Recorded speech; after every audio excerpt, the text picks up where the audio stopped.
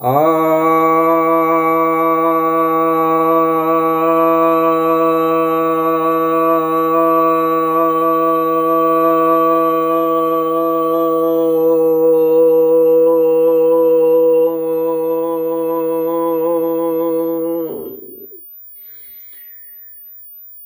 सभी भक्तजनों को सप्रेम नमन।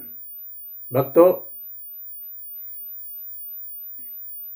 बेरोजगारी का समाधान क्या हो, इस विषय पर 2 वीडियो अपलोड हो चुका है। उम्मीद है आप देख चुके होंगे। जो नहीं देखे हैं वे जाके देख सकते हैं। आज जो है तीसरा भाग और अंतिम भाग बताने जा रहा हूं।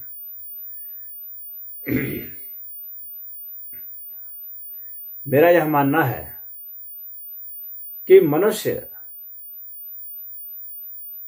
आजीविका के लिए इस धरती पर नहीं आया है। आजीविका उसकी मजबूरी है, उसका शौक नहीं है। इसलिए आजीविका को प्राप्त करने के लिए उसे एड़ी चोटी का जोर लगाना पड़ता है और वह व्यक्ति सदैव परेशानियों से घिरा रहता है। तो आजीविका उसकी मजबूरी है। मनुष्य तो एंजॉय करना चाहता है, वो खेलना चाहता है, कूदना चाहता है, नाचना चाहता है, हंसना चाहता है, गाना चाहता है, घूमना चाहता है, तरह तरह की चीजों को एक्सप्लोर करना चाहता है, शोध करना चाहता है। परंतु दिन रात एक ही काम को खटना नहीं चाहता है। परंतु लाचारी है, उत्पादन करेगा तभी कुछ बेच पाएगा या तभी कुछ काम करेगा तो तनख्वाह पाएगा, अन्यथा कहां से पाएगा। यह एक जो है बहुत बड़ी विकट समस्या है मनुष्यों की। परंतु अब धीरे धीरे अब हम यह देख रहे हैं कि टेक्नोलॉजी का एडवांसमेंट होता जा रहा है। अब मनुष्य के कार्य जो हैं वो मशीनें ले रही हैं और मशीनें लेने के बाद अब ऑटोमेटिक मशीनें आ गई हैं और अब ऑटोमेटिक मशीनों के बाद अब तो रोबोटिक्स का डेवलपमेंट हो गया है, आर्टिफिशियल इंटेलिजेंस का डेवलपमेंट हो गया है, जो कि मनुष्यों के काम कर सकते हैं। वे खाना बना सकते हैं, वो रख रखाव कर सकते हैं, सफाई कर सकते हैं, पहरेदारी कर सकते हैं, सोल्जर्स बन गए हैं जो कि लड़ाई कर सकते हैं, बैंकर्स बन गए हैं जो कि खाते को संचालित कर सकते हैं, कंप्यूटर चला सकते हैं और बहुत सारे फंक्शंस वे कर सकते हैं। और धीरे धीरे आने वाले समय में और एडवांस रोबोटिक्स में शोध होते जाएंगे और हम लोग एक रोबोट की दुनिया में प्रवेश कर जाएंगे, चाहें या न चाहें। यह सच्चाई है। और इनको लाने के लिए जो आज आप देख रहे हैं जितने भी बड़ी बड़ी मल्टीनेशनल्स कंपनियां हैं, ये जो है लेबर ओरिएंटेड नहीं है, ये कैपिटल ओरिएंटेड है। यानी कि इसमें पूंजी का निवेश ज्यादा होता है, इसमें वर्कर्स बहुत नहीं रखे जाते हैं। वैसे भी पूंजीपतियों का उद्देश्य किसी को रोजगार देना नहीं है। सरकार का उद्देश्य हो सकता है, क्योंकि सरकार जो है वो जनता के वोट पर चुनी जाती है, तो जनता के हितों का ख्याल सरकार का काम है रखना। परंतु यह पूंजीपतियों का नहीं काम है। वे तो लाचारी में देते हैं क्योंकि उनके पास कोई विकल्प नहीं है, इसलिए वे काम में लगाते हैं ताकि अपना जो है निवेश सुरक्षित रखें, अपने निवेश को बढ़ा सकें, पूंजी की वृद्धि कर सकें और उसको एक्सपेंड करते करते फिर एक नया उद्योग लगा सकें। शोध में भी वे पैसा लगाते रहते हैं। तो यहां पर यह कहना चाह रहा हूं कि जो उद्योगपति है उसका मुख्य उद्देश्य अपने बिजनेस को ग्रो करना है, आपको रोजगार देना नहीं है। रोजगार देना उसकी मजबूरी है। जब उसको विकल्प मिल जाएगा, एक बेहतर विकल्प जहां उसे कम से कम लेबर लॉ को फॉलो करना पड़े, कम से कम रिस्क लेना पड़े, अधिक से अधिक काम लेने की क्षमता जब आ जाए, अधिक तेजी से काम हो, ज़्यादा काम हो जाए और उसमें खर्च हमारे कम आए, उसमें कानूनी झंझटें कम हों और चोरी वोरी का भी डर नहीं हो, यूनियनबाजी नहीं हो, तो वैसे व्यवस्था की ओर उद्योगपति शिफ्ट होते हैं। तो अब तो चूंकि रोबोट्स आ गए हैं, सामान भी उठा लेते हैं, बैठा लेते हैं, लोड कर लेते हैं और मैन्युफैक्चरिंग में भी आ गए हैं रोबोट, जो है उत्पादन कर पा रहे हैं कई चीज़ों का, और ऑटोमेटिक मशीनें आ गई हैं, बहुत कम लेबर की ज़रूरत पड़ रही है, धड़ाधड़ कर रहे हैं। वे जो सुपरवाइजर के रूप में भी थोड़े बहुत देख रहे हैं, हो सकता है आने वाले समय में उनके स्थान पर रोबोट्स आ जाएं, तो और संख्या घटती चली जाएगी काम पाने वालों की, यानी रोजगार घटता जाएगा उद्योगपतियों के माध्यम से जो है। अब वे जो बनाते हैं उसके लिए कुछ ठेका वगैरह, उनको जिस पार्ट्स की जरूरत है उसके लिए ठीक है, कोई ठेका, कोई छोटे मोटे और उद्योग जो लोग लगा सकते हैं तो उनको वे ठेका दे सकते हैं, सबलेटिंग कर सकते हैं, जिसमें कि वे उत्पादन करें और उनको वे दें। इस तरह से उनका एक रोजगार सृजन होगा। टेक्नोलॉजी जब एडवांस होती है तो वह भी रोजगार को सृजित करती है। उस टेक्नोलॉजी से संबंधित जो मैन्युफैक्चरिंग है या उसके जो पार्ट्स हैं उसको बनाने के लिए, या उसके रिपेयरिंग का है, या उसके विषय में जो शिक्षा है, पढ़ाने लिखाने का वह है, ये सब ठीक है, या उसमें डाइवर्सिफिकेशन है, अलग ढंग का अलग वेरिएंट्स बनाने का है, तो ये सब भी रोजगार पैदा करते हैं, यह बात भी सच है। परंतु फिर भी ओवरऑल अगर देखा जाता है तो पूंजी जितनी लगाई जा रही है उसके अनुपात में लगातार मनुष्यों को रोजगार देने की जो है उसमें जो बातें हैं, जो डेटा है, वो बता रहे हैं कि ह्यूमन रिसोर्सेस का कम से कम उपयोग किया जा रहा है। यही ट्रेंड है और इस ट्रेंड को रिवर्स नहीं किया सकता है। बहुत लोग ऐसे हुए जो कहीं मशीनों को बंद कर दिया जाए तो ऑटोमेटिक मशीनों को बंद कर दिया जाए, तो कुछ लोग रोबोट्स पर आपत्ति कर रहे हैं, कुछ लोग कंप्यूटर पर आपत्ति कर रहे हैं। ये सब पिछड़े दिमाग के लोग हैं, ऐसा नहीं हो सकता। जमाना सदैव आगे ही जाएगा और बेहतर टेक्नोलॉजी की ओर जाएगा, उपयोगी तकनीक की ओर ही जाएगा। विज्ञान के विकास को, तकनीक के विकास को आप बिल्कुल नहीं रोक सकते, पूंजी के विकास को आप नहीं रोक सकते। पूंजी भी बढ़ रही है, नए नए तरह के उत्पाद आ रहे हैं, मनुष्यों की जरूरतें कुछ बढ़ाई जा रही हैं और नई नई चीजें बन रही हैं। अभी आपके हाथ में मोबाइल आई, 2 साल के बाद उसी कंपनी ने और दूसरी वैरायटी लॉन्च कर दी, उससे और बेहतर। अब आप उसको छोड़ के उसको लेंगे।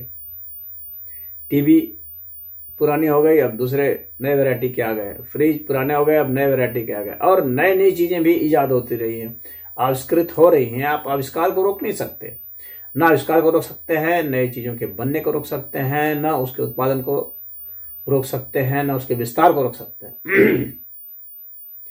और रोकने की आवश्यकता भी नहीं है। मनुष्य को, पूरी सभ्यता को विकसित होना है और विकास के इस क्रम में न बाधा डालनी चाहिए, न रोकनी चाहिए।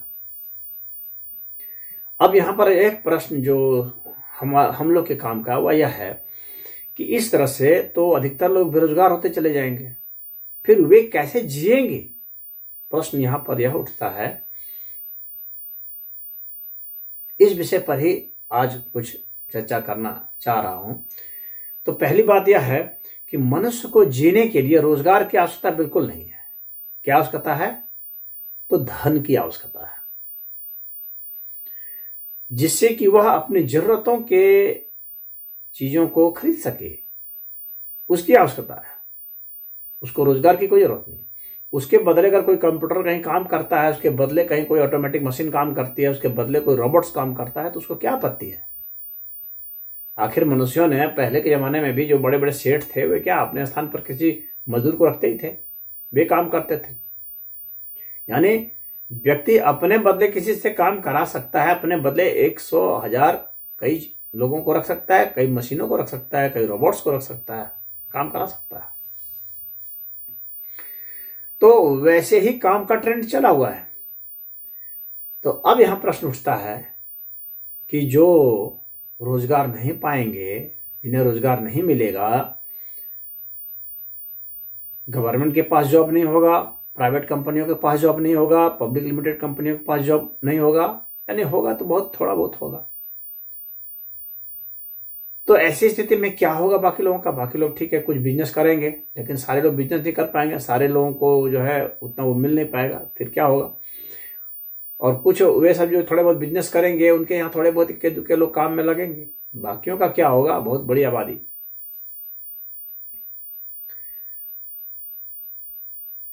तो मेरा यहां पर यही कहना है कि चाहे मोड ऑफ प्रोडक्शन कोई भी हो, लेकिन एक चीज तो है कि सभी लोग अपने धन की वृद्धि करने में लगे हुए हैं। तो हम रोजगार पर फोकस नहीं करके जो सामाजिक चिंतन कर रहे हैं या आर्थिक चिंतन कर रहे हैं, उनको यह समझना चाहिए कि रोजगार पर फोकस नहीं करके हम फोकस करें धन पर। यदि हम धन पर फोकस करते हैं तो हमारा सही रहेगा हिसाब किताब। अब कुछ अर्थशास्त्री लोग महंगाई पर फोकस करने लगते हैं, महंगाई बढ़ गई है, चिल्लाने लगते हैं। अरे महंगाई तो सप्लाई और डिमांड के हिसाब से तो बढ़ती है। महंगाई किनको मालूम पड़ती है? जो इनके पास आमदनी कम है, धन कम है, उनके लिए महंगाई है। जो पैसे वाले हैं उनके लिए कौन महंगाई है? इसका मतलब क्या है? इसका मतलब सिर्फ यही है कि सबसे महत्वपूर्ण चीज जो है वो धन है, न कि रोजगार, न महंगाई। इन सब की बातें फिजूल है, ये भटकाने वाली बातें हैं। धन पर फोकस होना चाहिए। धन पर फोकस का मेरा मतलब क्या है? मेरा मतलब है कि बड़े बड़े पूंजीपति, उद्योगपति या सरकार या जो भी है, सब तो धन उत्पादन में ही लगे हैं। सरकार टैक्स लगा लगा के धन उत्पादन कर रही, कोई कैसे कैसे धन उत्पादन कर रहा है। तो अंतिम जो लक्ष्य है लोगों का, कंपनियों का, संस्थाओं का, किसी भी प्रकार की संस्थाएं हो, उनका अंतिम लक्ष्य तो धन का ही संग्रह है, धन की वृद्धि ही है। तो करना क्या है? जो धन है उसी का बंटवारा करना है। क्योंकि कोई भी व्यक्ति चाहे मशीन बनाए या कुछ भी बनाए, कोई भी कुछ भी बना रहा है, तो उसका अंतिम जो खरीदार है वो तो व्यक्ति ही है। जो भी आप बनाएंगे, जिसके जरिए भी बनाएंगे, चाहे ऑटोमेटिक मशीन बनाए, चाहे रोबोट्स बनाए, चाहे कोई आदमी बनाए, खरीदने वाला तो व्यक्ति ही है। तो खरीदार जब खरीदने में समर्थ नहीं होगा तो आपका सामान बिकेगा कैसे? तो जाहिर सी बात है खरीदार के पास जो है धन होना चाहिए। और ऑटोमेटिक मशीनें आपने लगा रखी है, रोबोट्स लगा रखे हैं, कंप्यूटर लगा रखे हैं, तो लगाए, कोई हर्ज नहीं है। लेकिन आपका धन जो आप उत्पादन कर रहे हैं उनको बेच बेच करके ही वह धन का शेयर उसके पास जाना चाहिए। कहने का मतलब है कि धन की जो वृद्धि होती है ये कलेक्टिव एफर्ट से होती है, सभी की सामूहिक प्रयास से ही धन की वृद्धि होती है, किसी एक व्यक्तिगत प्रयास से सिर्फ नहीं होती है। तो सामूहिक प्रयास से जब धन का उत्पादन हो रहा है तो धन का वितरण भी सामूहिक होना चाहिए। और वह जो है 20 और 1 के अनुपात में होना चाहिए। मेरे इस पर भी वीडियो पड़े हुए हैं आनुपातिक समाजवाद के नाम पर। अब वह 20 और 1 के अनुपात पर इसलिए होना चाहिए क्योंकि एक व्यक्ति से दूसरे व्यक्ति के मध्य जो प्रतिभा का अंतर है वह 20 और 1 का ही है अधिकतम। चाहे उसका इंटेलिजेंस हो, उससे अगर आंकेंगे आप, आईक्यू लेवल से नापेंगे तो, चाहे आप शारीरिक बल से आंकेंगे तो, या आप अगर लेवल पर आंकेंगे, ग्रामीण लेवल पर और डिस्ट्रिक्ट लेवल पर और क्षेत्रीय लेवल पर, स्टेट लेवल पर और स्टेट नेशनल लेवल पर और महादेश स्तर पर और विश्व स्तर पर आंकेंगे और ऐतिहासिक स्तर पर भी आंकेंगे तो 20 गुणे से ज्यादा नहीं होता है। तो इस तरह से 20 गुणे का ही जब अंतर होता है अधिकतम, तो व्यक्ति के पास धन में जो अधिकतम अंतर हो वह भी 20 गुणे हो।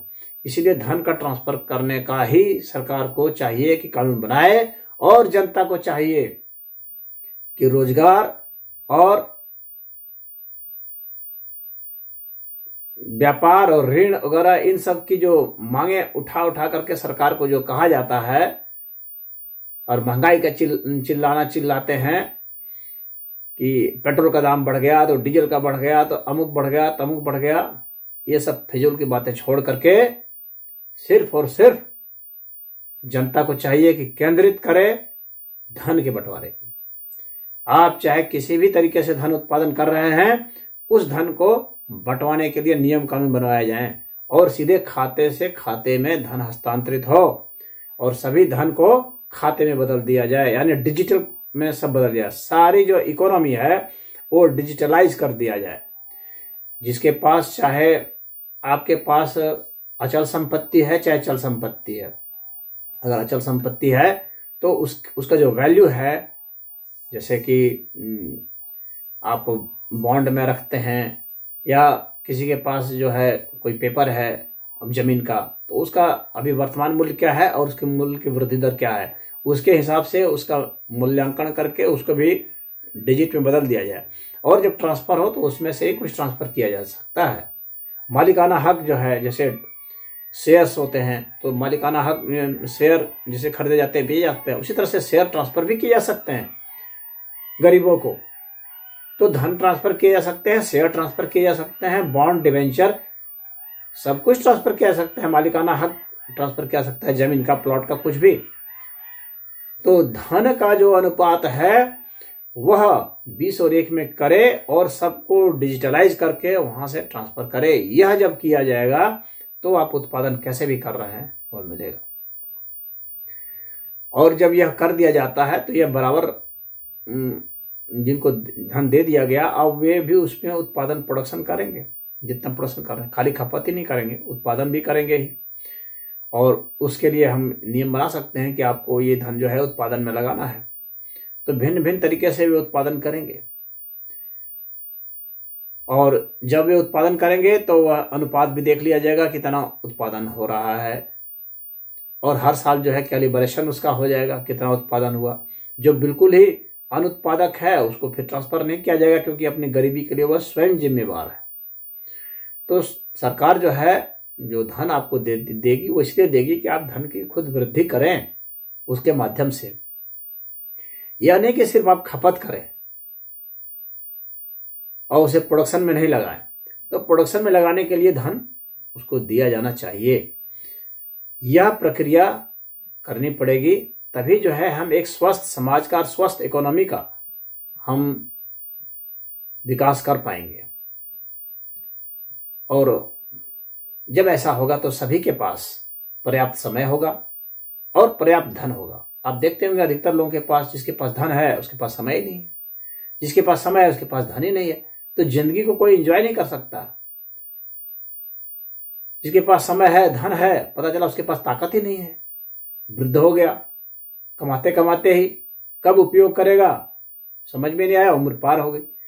तो ये जो है समय का, शक्ति का और धन का ये संयोग होना चाहिए, तभी व्यक्ति इस जीवन को सुखमय जी सकता है। और सरकार के पास ऐसी नीति होनी चाहिए कि यह सुनिश्चित करे कि ऐसी ही व्यवस्था लागू की जा सके, और जनता को भी संगठित होकर के आवाज उठानी चाहिए, संगठित होकर के इसमें कार्य करना चाहिए।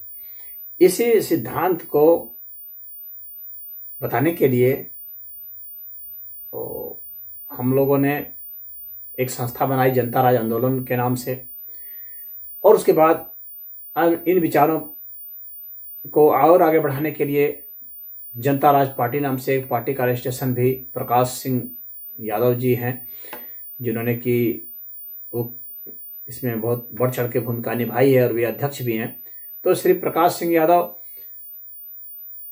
जो यह आंदोलन चला रहे हैं तो उसमें साथ देना चाहिए, क्योंकि विचार तो हमारा है, परंतु जब लोग सामने आएंगे और उस करेंगे तभी तो आपको हक मिल पाएगा, नहीं तो अधिकार आपको कहाँ से मिलेगा। आप चिल्लाते रहेंगे रोजगार चाहिए, लेकिन रोजगार तो क्रिएट ही नहीं होगा, क्योंकि ट्रेंड वही है। क्रिएट होगा कहां से? आप सोचेंगे कि सरकार बदल देंगे तो क्रिएट हो जाएगा, ऐसा नहीं है। सरकार बदलने से क्रिएट नहीं होगा। अगर क्रिएट होता तो दुनिया के जो भी दूसरे देश हैं, कहीं ना कहीं तो कोई उदाहरण होता है जहां पर कि कोई बेरोजगार नहीं होता। ऐसा कोई नहीं है। तो बेरोजगारी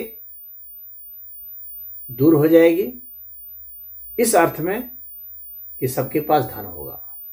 बेरोजगारी इस अर्थ में ही दूर होना ज्यादा अच्छा है बनिस्पत कि हमको रोजगार दे दिया जाए। रोजगार से क्या होगा? मैं दिन भर खटूंगा, उसमें हमारा समय, हमारा परिश्रम उसमें लग जाएगा, खाम खा रिपीटेटिव परफॉर्मेंस होगा। यदि मैं शोध करूं, बिजनेस करूं, तो एक बात दूसरी है। तो हमारे पास समय भी होना चाहिए, शक्ति भी होनी चाहिए और धन भी होना चाहिए। ऐसी व्यवस्था करना चाहिए। रोजगार कोई बहुत अच्छी चीज नहीं है, धन होना चाहिए, यह बढ़िया चीज है। तभी आप पता चला अध्ययन कर सकते हैं, साधना कर सकते हैं, भजन कीर्तन कर सकते हैं। तो कब करेंगे? समय ही खत्म हो जाता है, लोग बुढ़े होकर मर जाते हैं। आते हैं, कहते हैं महाराज जी समय ही नहीं मिलता है, परिवार में उलझे हैं, कमाने में उलझा है बेचारा। उसकी स्थिति को समझा जा सकता है। तो यह स्थिति पूरे विश्व में है और कहीं की भी सरकारें समर्थ नहीं है, ना होंगी समर्थ। इतना जान लीजिए। जितनी तकनीक आगे बढ़ेगी, बेरोजगारी उतनी ज्यादा आगे बढ़ेगी और तकनीक को आगे बढ़ना ही बढ़ना है। और इसके लिए अनुपातिक समाजवाद अगर लाया जाएगा तो यह व्यवस्था आ पाएगी, जिसमें करेंसी का पूरा जो है डिजिटलाइज कर दिया जाए और धन का वितरण किया जाए, तब जाकर के ये संभव हो पाएगा, अन्यथा संभव नहीं हो पाएगा। उत्पादन जो है मनुष्य ना करे, मशीनें करें। कोई भी व्यक्ति क्यों उत्पादन करेगा? न पूंजीपति उत्पादन करेगा, न आम जनता उत्पादन करेगी, मशीनें उत्पादन करें। हम लोग उस एरा में, उस युग में प्रवेश कर रहे हैं जहां हम लोग के बदले मशीनें काम करेंगी, हम लोग सिर्फ जो है जिंदगी का मजा लेंगे। ऐसी ही स्थिति होनी चाहिए। यह जो है एक आदर्श समाज की स्थापना हो सकेगी। हम उस दिशा की ओर बढ़ें और ये ऐसे ही नहीं आ जाएगा। इसके लिए आंदोलन करना पड़ेगा, इसके लिए राजनीतिक इच्छा शक्ति रखनी पड़ेगी, इसके नाम पर वोटिंग करनी पड़ेगी, संविधान को बदलना पड़ेगा, संविधान में संशोधन करना पड़ेगा, तब जाकर कैसा होगा। सिर्फ आपके सोचने मात्र से नहीं होगा, इसके लिए आपको कर्म करने पड़ेंगे। अभी तो 1,000 रुपया सरकार देती है, लाइन लगा हुआ है, लोग जो है पैसा के लिए लाइन लगाए हुए हैं कि सरकार दे रही है, कुछ दे रही है। गरीब सब, मोदी सरकार दे रही है, 6,000 रुपया साल में दे रही है। 6,000 रुपया साल में देने से क्या होगा? ठीक है, कुछ नहीं देने से तो कुछ अच्छा हो रहा है, लेकिन उतना पर्याप्त तो है नहीं। सरकार कहां से दे रही है? आप ही का टैक्स लेकर के आपको दे रही है। हमें जो बड़े बड़े उद्योगपति हैं, जो व्यापारी हैं, जो बड़े बड़े किसान हैं, बड़े बड़े धन्नामल सेठ हैं, जिनका नीचे से 20 के अनुपात से ज्यादा धन है, उन सभी का धन ट्रांसफर होना चाहिए। यह व्यवस्था चाहिए। वे भी धन के भार से मुक्त होंगे, वे भी कुछ हल्के होंगे और उनका भी पाप का बोझ कुछ घटेगा। अति संग्रह की जो प्रवृत्ति उन लोगों ने हासिल कर ली है वो घटेगी और उनका भी आध्यात्मिक विकास होगा और वे भी स्वस्थ होंगे। तो शारीरिक रूप से स्वस्थ हो जाए, मानसिक रूप से स्वस्थ हो जाए, हार्दिक रूप से स्वस्थ हो जाए, आर्थिक रूप से स्वस्थ हो, हम लोगों को ऐसी व्यवस्था ढूंढनी है। सामाजिक समरसता हो, सबके पास खाने पीने, पहनने, घर मकान सब कुछ हो। हमें ऐसी व्यवस्था चाहिए और इसके लिए धन चाहिए और धन ऐसे ही आएगा। सरकार कहाँ से देगी? आपसे टैक्स लेकर के आपको दे रही है, उससे कुछ नहीं होने वाला है। उससे बस जिंदा थोड़ा बहुत रह जाएंगे, बस इतना है। लेकिन सिस्टम वही है, वहां से जो टैक्स उगा करके दिए हैं तो उनसे लेना पड़ेगा जिन्होंने बहुत ही ज्यादा इकट्ठे कर रखे हैं। और कुछ लोग कहेंगे अरे उन्होंने तो प्रतिभा से इकट्ठे कर रखे हैं। तो प्रतिभा की वजह से इसलिए आपको लगता है क्योंकि ऐसे कानून ही बनवाए हैं उन्हीं लोगों ने जिनके कारण जो है आपको उनकी लूट जो है प्रतिभा लगती है। प्रतिभा है, मैं इससे इनकार नहीं करता हूं, लेकिन कितनी? क्या नीचे वालों की प्रतिभा नहीं है? उनकी भी प्रतिभा है, परंतु जब हम ऐसा कानून बना दिए हैं इसके कारण लगता है कि वह कमाई है। जब हम कानून बदल देंगे तो आपको लगेगा कि वह नहीं। कमा कैसे रहे हैं? लोगों को बेच रहे हैं, लोग खरीद रहे हैं, तभी तो आप कमा रहे हैं। और मंदी का दौर, मैं बताता हूं मंदी का दौर क्यों आता है। मंदी का दौर इसीलिए आता है क्योंकि लोगों के पास खरीदने के पैसे नहीं होते हैं और उद्योगपति सामान पर सामान बनाए जा रहे हैं, अधिक से अधिक मात्रा में बना रहे हैं। अरे बना रहे हैं लेकिन बेचोगे कहां? लोगों के पास जाओगे बेचने, लोगों के पास पैसे नहीं रहने दिए तुमने। अब लोग खरीदे तो कैसे खरीदे? अब सामान पटा रहता है बाजार में, कोई खरीदार नहीं होता। पूंजीपतियों का भी खराब समय आ जाता है ऐसा। फिर सरकार से उनको एड वेड मिलता है। सरकार कहाँ से एड लाती है, कैसे देती है? फिर लोगों के ऊपर टैक्स लगा करके इनसे पैसा वसूल करके सरकार उद्योगपतियों को दे देती है, लोगों की ही कमाई को। और कहते हैं कि भाई ये प्रतिभा नहीं है, इन्हीं की कमाई को सरकार उनको दे देती है मंदी के समय में। और फिर वे जो है रिग्रो करते हैं, कहते हैं कि इकोनॉमी फिर से बूस्ट हो गई। अरे बूस्ट ऐसे हो गई, खामखा हो गई? कहां से बूस्ट हुई? आकाश से कोई चीज आई जिसे बूस्ट हुई? नहीं। ये जो मजदूर कठिनाई से मेहनत करते हैं, खेतों में काम करते हैं, फैक्ट्रियों में काम करते हैं, हर जगह काम करके जो थोड़ा थोड़ा करके बचा करके रखते हैं बैंक में, यही बैंक का पैसा और सरकार जो टैक्स लेती है वही टैक्स का पैसा तो बैंकों में बेचारे बचा बचा के रखते हैं। उस बैंक का पैसा को वे लोग ऋण के नाम पर उड़ा लेते जाते हैं और जो टैक्स के रूप में सरकार लेती है उसको वहां से ले लेते हैं। फिर वहां कंपनियां क्या करती हैं, अपना शेयर जारी कर करके और फिर पैसा लोगों से ले लेती है। तो ये पैसा लोगों का पैसा है और यह कहना कि अपनी प्रतिभा से कमा रहे हैं, आपकी प्रतिभा अलग है, ये जो कमा रहे हैं इनकी प्रतिभा अलग है। प्रतिभा सभी की है और सभी की प्रतिभा का सम्मान होना चाहिए और सबको उसका हक मिलना चाहिए। जब ऐसा होगा तभी हम स्वस्थ समाज का निर्माण कर पाएंगे, अन्यथा समाज में विद्रोह तो होंगे। समाज में इतने इतने तरह के विद्रोह, इतने इतने तरह की चोरी, डाका, लूट, ये सब क्यों हो रहे हैं? लोगों के पास पैसे नहीं रहने दिया आपने। लोग जीने के लिए क्या करेंगे? यही सब करेंगे। तो हम स्वस्थ समाज का निर्माण करेंगे तब जब सबके पास कमाई का जरिया हो, सबके पास धन हो जीने के लिए और वे मस्ती में जिए। यही हमारी कामना है। तो इसमें इतना ही। तो यह जो है पूरा रोजगार के विषय में हमारे जो भी मंतव्य थे वो मैंने आपके समक्ष रखे हैं और यदि आगे फिर कभी कुछ होगा तो फिर आगे रखूंगा। इस विषय पर इतना ही। ओम।